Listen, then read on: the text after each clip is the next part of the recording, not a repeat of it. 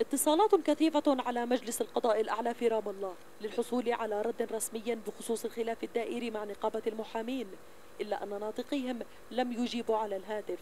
مجلس القضاء الأعلى وحسب بيانه الرسمي اتهم النقابة بالتخلي عن واجبهم المهني وخلط الأوراق من قبل النقابة، يعفي المجلس ويبرئه من تحمل المسؤولية بتعطيل مصالح المواطنين. نقابة المحامين تعلق عملها لليوم الثاني بسبب استيائها من اتهامات مجلس القضاء الأعلى، والمجلس يرد عليهم بشطب الدعاوى بدلا من تأجيلها.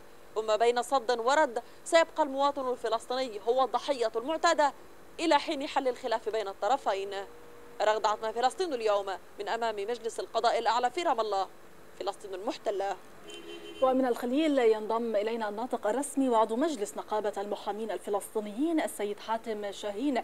سيد حاتم، لو تطلعنا على أسباب وتفاصيل الخلاف بينكم وبين مجلس القضاء وماذا حدث تحديدا حتى تأزمت الأمور إلى هذا الحد.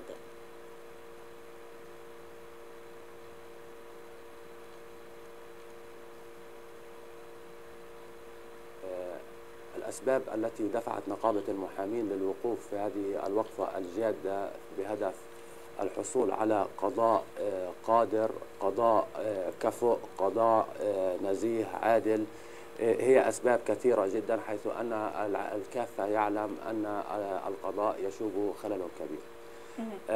والقضاء الفلسطيني بحد ذاته أيضا يدرك أن لديه الخلل، ولكنه كان دائما قضاؤنا يقول أنه لديه القدرة على الإصلاح الذاتي، ولكن للأسف ومع مرور الوقت تبين أن هذا الخيار، أن قدرته على الإصلاح الذاتي هي ليست حقيقية، بل على العكس أن الخلل في القضاء يستفحل يوما بعد يوم. نحن ننظر إلى القضاء الفلسطيني كرأس هرم منظومة العدالة التي نحن شركاء بها، وبالتالي أي ترهل به وأي ضعف به يؤثر وينعكس علينا سلبا. توجهنا إلى مجلس القضاء الأعلى عدة مرات التي شاركت بها أنا شخصيا، وقبلها كان زملاء سابقين قاموا بهذا الدور. أما أنا أذكر عما شاركت به شخصيا للمرة الأولى كانت ب 12/5/2012 بمذكرة خطية مكتوبة، وتوالت الاجتماعات، وكانت دائما رد مجلس القضاء الأعلى ينحصر في إطار الوعود دون تحقيق أي شيء على الأرض، بينما كان الوضع على الأرض يتراجع يوما بعد يوم، الوضع القضائي يتراجع، ثقة الناس في القضاء تتراجع، آليات العمل، شكليات العمل إلى الخلف وبشكل يمس بمصالح المواطنين.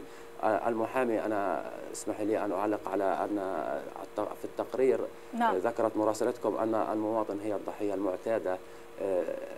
هنا أود أن أشير إلى نقطة هامة جدا.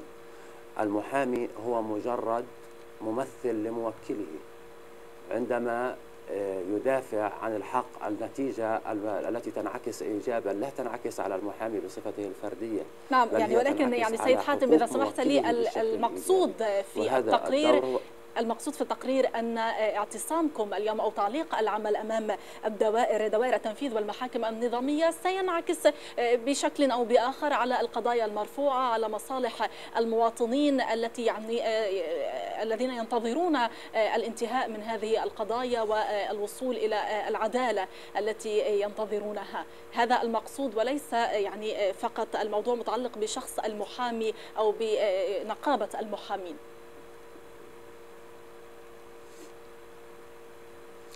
عملية التعليق اليوم هي وسيلة ضاغطة من أهدافها حصول المواطن على عدالة سريعة وبشكل جيد. تعلمين أن، أو نضع للسادة المشاهدين الذين لا يوجد لديهم علم، أن القضايا المنظورة أمام المحاكم منذ سنوات طويلة تزيد عن ال4 سنوات تم الرجوع بها إلى نقطة الصفر بسبب أخطاء موجودة لدى مجلس القضاء الأعلى.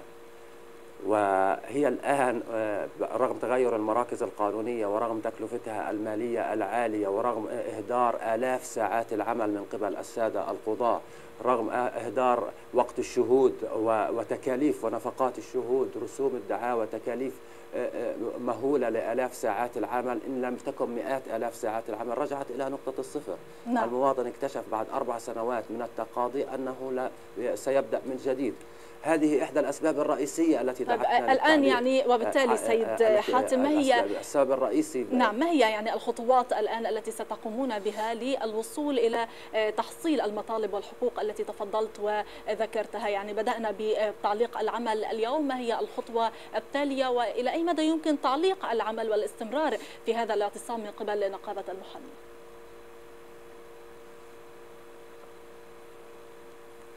بصراحة هذه المرة الأزمة مع شركائنا ومع قضائنا الذي هو بقوته نقوى وبضعفه نضعف، هي تحتاج إلى وقت كبير، ونحن ندرك بأننا دخلنا في مسار يحتاج إلى بعض الوقت ويحتاج إلى فعاليات عالية، ونحن بجهوزية تامة لهذا الأمر. هذا إضافة إلى أن عجز مجلس القضاء الأعلى عن فتح باب الحوار أو حتى على الأقل من تقديم أي طرح أو أي آليات لإنجاز ما هو مطلوب منه وفق القانون، بل حاول أن ينقل الكرة الملتهبة ويحرف الأزمة من خلال تحويل بيان النقابة العامة كما أسماه، وتحويل بيان النقابة إلى النائب العام، ومن خلال شط قضايا المواطنين والمساس بحقوقهم.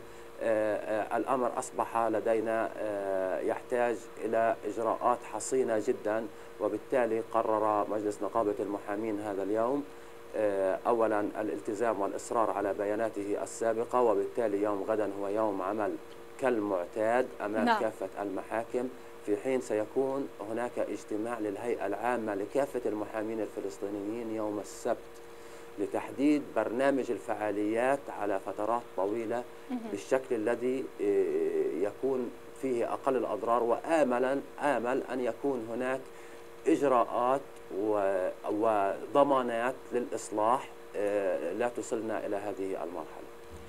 أشكرك جزيلا الناطق الرسمي وعضو مجلس نقابة المحامين الفلسطينيين السيد حاتم شاهين، كنت معنا مباشرة من الخليل.